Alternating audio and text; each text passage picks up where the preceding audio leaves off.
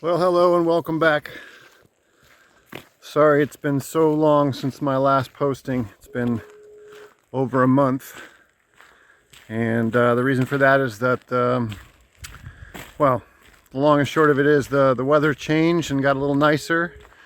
But I've just been busy with little projects here and there. And I just didn't really feel like editing it all into different videos. It all seemed kind of behind the point. I'm on a little hike right now. Behind me, it's Bodega Bay.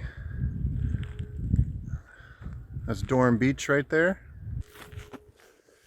Anyway, thought I'd just get off the boat for a little while and go for a nice long walk and kind of reflect here on my month. And I thought I would do an intro to the video that I've been working on for this past month. Sorry for the long wait, but again, I just kind of hit a creative roadblock actually in creating videos about how I fix stuff. That's just not really what I intended my channel to be about. I wanted it to be about traveling and seeing new places and things like that. So I've been reluctant to make content. Well, while I was being reluctant to make content, I got busy with a whole bunch of little projects on the boat and was filming a lot of different things, but just didn't really want to make another video about how I fixed this thing or didn't fix this thing. And I'm going to take a break right now because there's somebody coming. So what I thought I would do is just basically break down all my jobs, not in the actual jobs themselves, but in my 5 favorite Ryobi hand tools that I use for all kinds of different things. So it's a little different, this video. It's not about a particular project that I'm working on. It's more about the actual tools that I use. And I've broken it down into my top 5 favorite Ryobi hand tools. And the first one up is the hand drill or driver. Let's just take this time to talk real quick about the driver, the Ryobi driver. This is on the top 5 of my Ryobi hand tools for sure. Accompanied with a small battery. This battery was a gift. And I like using a small battery on these guys just because, one, they last for a long time if you're just drilling and screwing in screws, and it's just a lot easier to work with, a lot lighter to work with than the big cumbersome bricks like this. So it's nice to have a variety of different batteries to use. But anyway, yeah, so here's my driver at the moment. You can see I've got a bit of tape there, so I know how deep to drill my pilot holes just now. And more importantly, you got to have this sort of bits and pieces case, speed load, Ryobi speed load. I don't know why it's called that, but anyway. And in here you got an assortment of different things, and I use all of this stuff regularly. So I feel like that goes hand in hand with the driver. You kind of have to have one of these little cases full of bits if you want to use your driver. So anyway, back to the work. So there's that job done with the Ryobi hand drill, and all I did basically was move the post from here to here. Alright, and there you go. Finished. So this end kind of just rests on these Pelican cases of mine. Sitting over here on this side of the room, I can pull this a little closer forward and still be nice and stable tabletop surface. And it dramatically opens up all this area over here too, which is great. Looks better this way. The next tool up for review is the Ryobi. Basically, it's like an inflator. It's used for your tires, a tire inflator, but it also is used for air mattresses and things like that. So I have been using it to inflate my dinghy, and for that purpose it has been super useful. I love this little tool. It's been very useful. I've used it in my truck for years, but I should say that there is an issue with this tool. The little digital readout screen does no longer work, so I can't actually see what kind of pressure that I'm achieving when I'm using this product, but it still inflates really well. It takes approximately 4 minutes to pump up each pontoon for my little dinghy. Most importantly, it's easy to use on the foredeck, which is where I usually would be inflating the dinghy anyways.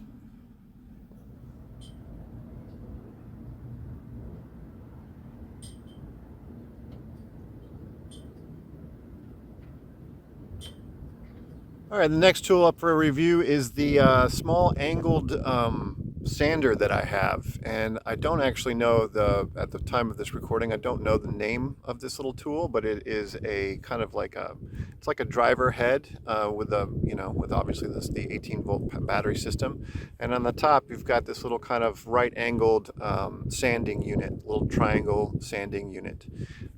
And you can swap out the heads for different things. I don't have any of the other different things, which I plan on getting, but this little sander has been really useful in refinishing all the woodwork, and now I'm actually patching holes in the fiberglass, and I'm using it to sand down small areas. It's, again, a very specific little spot that you want to get sanded, and you don't want to sand the whole thing. With a big powerful rotary sander, then this little guy is the way to go.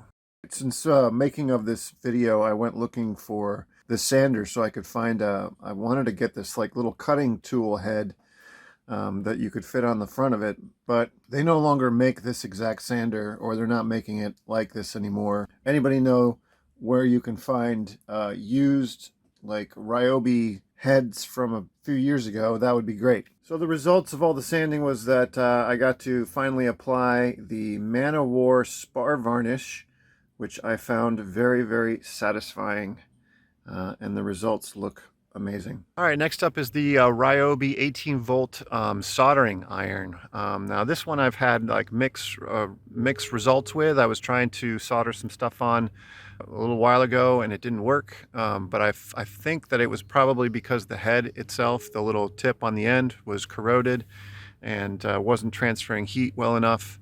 And also I was outside, there was a cool breeze blowing, so that cooled it off quite a bit. Anyway, so when I use this thing indoors and with a new soldering iron tip, it works great. I actually just got a whole new set of soldering iron tips that will work for this little soldering iron, including little hot knives and things like that for cutting fabric, different kinds of plastic fabric. I think this was like under 50 bucks, this thing. It was very cheap. You slap a battery on there and you have a soldering iron pretty much wherever you need it, and that's the coolest thing about this soldering iron. It's a little slow to heat up. It probably sucks the battery quite a bit. I'm not quite sure. I've never had a battery go bad on me during a soldering job, but like this thing is it's probably not the best soldering iron out there, but the fact that you can put a like a battery on the bottom of it and carry it to the front of your boat, or crawl down to the bottom of the engine bay and do something with it, it makes it really useful. Next up in my top 5 Ryobi hand tools would have to be the Ryobi glue gun. It is again one of the cheaper tools I have, but it is so useful. I think everybody can agree that a glue gun is really useful, but the problem with a glue gun, much like a soldering iron, is that you always have to plug it in somewhere, and so you're kind of like limited to the places you can actually use it. Well, along comes Ryobi and creates this thing. Well, I don't know if they invented it, but Ryobi came out with this like little portable glue gun thing. It's super simple. Slap a battery on, flip the switch, wait for it to heat up, and you've got a glue gun, and it works great. I use it for all kinds of things around the boat. I use it for, like, for example, like fixing my boots. I had a problem with my boots. I fixed those. The glue gun is a very versatile tool. I think it's definitely paid for itself. I used it on my sail restoration. I used it, where else did I use it? I use it a lot. It's just been a really useful tool, and I highly recommend the Ryobi glue gun. Okay, next up is the Ryobi 18-volt pressure washer, and it's probably better referred to as a pressure sprayer. It doesn't really wash things. It doesn't have the kind of power that you would expect from a pressure washing system, but what it does work great as, and what it's like one of my favorite tools, is because it does great for rinsing things off. And more specifically, it has this little hose that you can throw into whatever water source you want. I've used all kinds of dirty water. I use salt water all the time, and I use it to spray and rinse things off. I'm usually scrubbing things when I'm cleaning using a scrub brush or whatever. And so having a pressure washer or hose constantly there with enough pressure to actually like hose away the things that I've just scrubbed, I think this tool is great. And I think it's going to be even more useful when I am like anchoring more often and I have to clean off an anchor chain or something like that. I can just go to the bow of the boat. I can throw the hose into the water, into the salt water. It doesn't matter.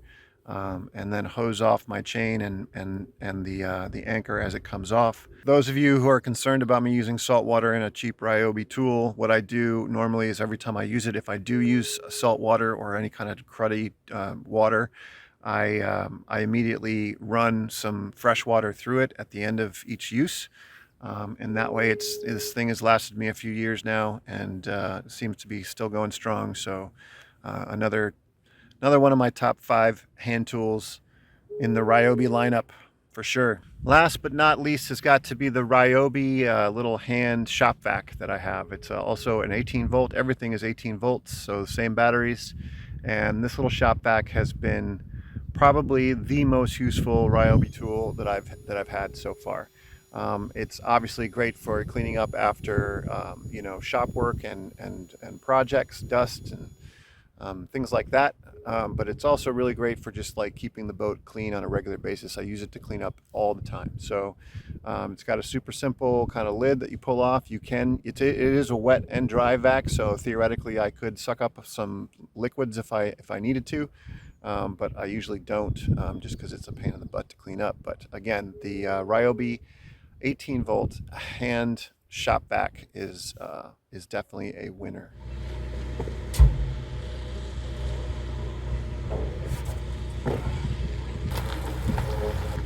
Almost lost the most important part. The little thing came off.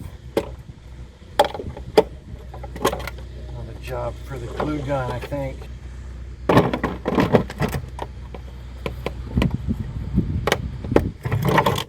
All right, I want to thank you guys for watching my rather long rundown of all the Ryobi tools that I love and use on a regular basis on my sailboat adventure, and I appreciate my patrons. Thank you guys for helping make content like this. Thank you for your patience, my patrons as well.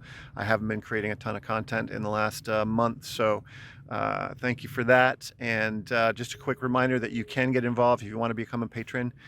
You can get involved for as little as $3 a month. Everybody who signs up helps.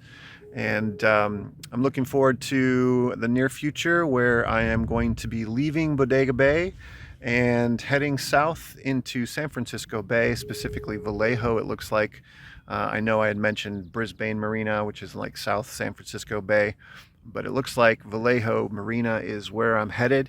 And I'm going to be getting the boat lifted out of the water and going to repaint the bottom, and all that kind of adventure is coming up. And I'm really looking forward to getting out of here and trying something new. So thanks again for watching. I appreciate all of my likes and subscribers. Again, thanks for watching.